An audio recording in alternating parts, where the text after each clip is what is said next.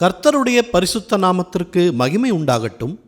இந்த நாளிலும் கர்த்தர் நமக்கு தரக்கூடிய நல்வார்த்தை யோபு 23வது அதிகாரம் 10வது வசனம்.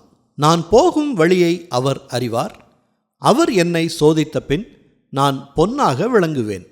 பிரியமானவர்களே, ஒரு பொருள் தரமாக உள்ளதா என்பதை பார்த்தவுடன் சொல்ல முடியாது. ஒரு நபர் நல்லவரா கெட்டவரா என்பதை பார்த்தவுடன் சொல்ல முடியாது.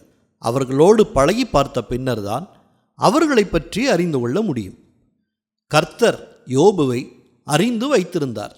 ஆனால் சாத்தான் யோபுவை சோதிக்க விரும்புகிறான். இன்றைக்கும் சாத்தான் நம்மை கர்த்தரிடத்திலிருந்து பிரிக்க வேண்டி பலவித தந்திரங்களை செய்வதுண்டு.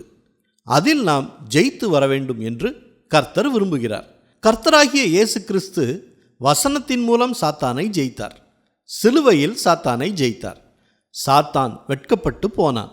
அதைப்போல நாமும் கர்த்தருடைய வசனங்களை கொண்டு கர்த்தர் மேல் வைக்கும் விசுவாசத்தை வைத்து சாத்தானை ஜெயித்திட ஆண்டவர் தினம் தினம் நமக்கு பலன் கொடுப்பார்.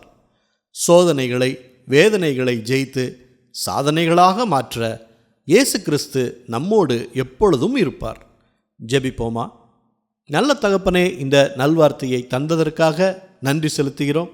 நான் போகும் வழியை அவர் அறிவார் என்று யோபு சொன்னது போல நாங்கள் போகும் வழியையும் நீங்கள் அறிவீங்க.